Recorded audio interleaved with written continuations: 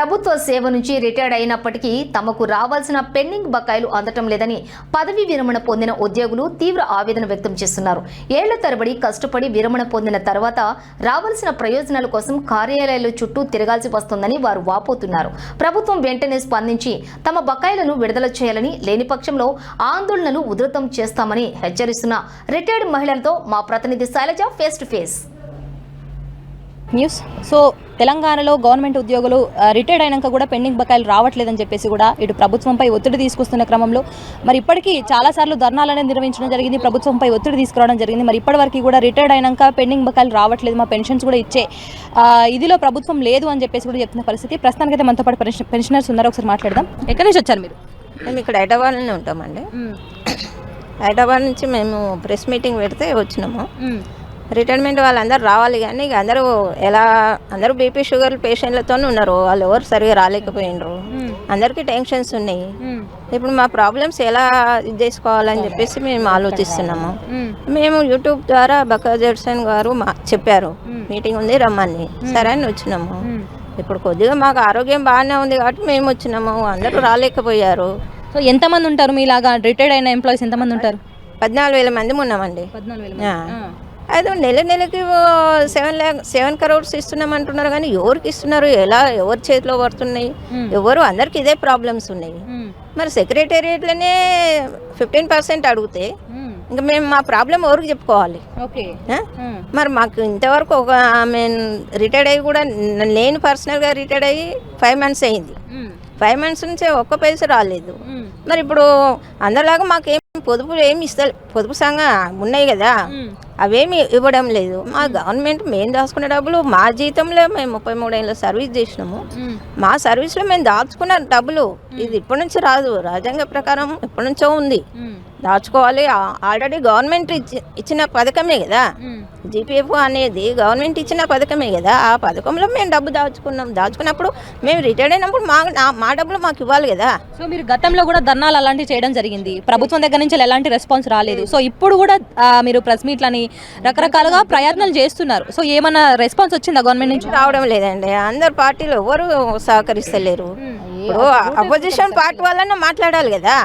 ఇప్పుడు ఇన్ని మీడియా మనకి ఇంత ఇది ఉంది, ఎవరు సరిగా మాట్లాడుతున్నారు అంటే అందరు పెద్ద పెద్ద వాళ్ళు అందరు దొంగలు అవుతుండ్రు. మరి మేము చిన్నోళ్ళం ఎక్కడ పోవాలి?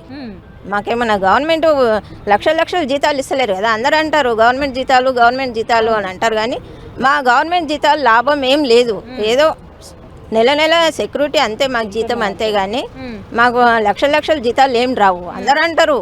ఇప్పుడు మేము కూడా గవర్నమెంట్ జాబ్ రానప్పుడు అదే అనుకున్నాం, ఏదైనా సముద్రంలో దిగుతూనే కదా లోతు అనేది తెలిసేది. అందరు అంటారు వాళ్ళకేంటి గవర్నమెంట్ జీతాలు వస్తాయి, బెనిఫిట్స్ బాగుంటాయి, వాళ్ళు ఏమని అందరు అంటారు. మేము కూడా చిన్నప్పుడు అదే అనుకున్నాం, మేము దిగినాక మాకు తెలిసింది మాకు జీతాలు ఏంటి. ఇప్పటివరకు మేమేం లైఫ్లో సెటిల్ కాలేదు, అదే ప్రైవేట్ జాబ్లో చేసుకుంటుంటే సెటిల్ అయ్యేవాళ్ళం. గవర్నమెంట్ జాబ్ అనేది దేనికి ఉంది? ఇప్పుడు సపోర్ట్ లేకుండానే అయిపోయింది గవర్నమెంట్ అనేది. మరి మీరు కూడా సేమ్ అంటే గవర్నమెంటే కదా, మరి మీరు ఏం చేస్తుండ్రు? మేము మా జీతంతో మీరు బతుకుతుండ్రు, మరి మీ జీతాలు కూడా అట్లనే రాకుండా ఉండాలి కదా. మీరు ఎన్నిసార్లు ఎమ్మెల్యేలు అయితే అన్నిసార్లు మీకు పెన్షన్లు వస్తాయి. మళ్ళీ ఎక్కడ ఇప్పుడు ఉస్మానియాలో 1000 కోట్లు ఇస్తామో అన్నారు, ఆ 1000 కోట్లలో మీకు లాభం ఉంటుంది కాబట్టి మీరు 1000 కోట్లు ఇస్తా అంటారు. అందులో మీ రాజకీయం వాళ్ళకి అంతా దాంట్లో లాభాలు వస్తాయి కాబట్టి మీరు అక్కడ. ఇప్పుడు మా జీతాల నుంచి మీకు లాభాలు రావు కదా, మాకు ఎంత రావాలో అంత రావాలి, మా దగ్గర నుంచి మీకు లాభాలు రావు కాబట్టి మీరు అక్కడ 1000 కోట్లు ఇస్తున్నాము, ఇక్కడ 1000 కోట్లు ఇస్తాము అని అప్పుడు మరి మాకు ఇచ్చేయాలి కదా. మా గవర్నమెంట్ మాకు ఏమన్నా అడుగుతలేం కదా, మా ఇండివిజువల్ డబ్బు, మేము దాచిపెట్టుకున్న డబ్బు రాజ్యాంగంలో ఉంది కాబట్టి జీపీఎఫ్లో మా బేసిక్లో ఇంత అమౌంట్ దాచుకోవాలి నెలకి, ఆ వచ్చిన డబ్బే మాకు రిటైర్డ్ అయినాక ఇస్తారు, అంతేగాని ఆ గవర్నమెంట్ డబ్బు ఏం కాదు. మీరు చెప్పండి, మీ పేరు ఏం పేరు? రత్న. సేమ్ అమ్మ, సేమ్ ఇంకా అంతే. మీకు ఎంత రావాల్సింది బకాయిలు? 24 జూలైలో రిటైర్డ్ అయినా నేను, ఇప్పటివరకు 24లో రిటైర్డ్ అయినా, జూలై 24లో అయినా.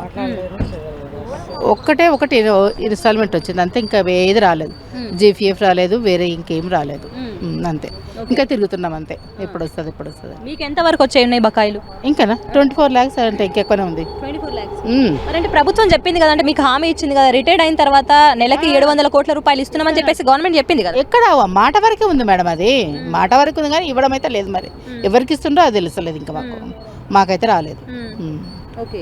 సో ఈ గవర్నమెంట్ వచ్చిన తర్వాత ప్రభుత్వ ఉద్యోగులకు వచ్చింది ఫస్ట్ నెల జీతం అని చెప్పేసి కూడా చెప్తున్నారు. 1వ తారీఖు జీతం ఇస్తున్నాం మేము, గత ప్రభుత్వం ఇవ్వలేదు, ఇప్పుడు మేము ఇస్తున్నామని చెప్పేసి ఎవరు ఇచ్చిన జీతాలు ఎవరే ఆపలే మేడం, ఇస్తూనే ఉండరు. మాకు ఆ జీతాలు ఏం లేదు, ఎవరు మాటల వరకు అది. అడిగారా మీరు పై అధికారులను అడుగుతున్నారా?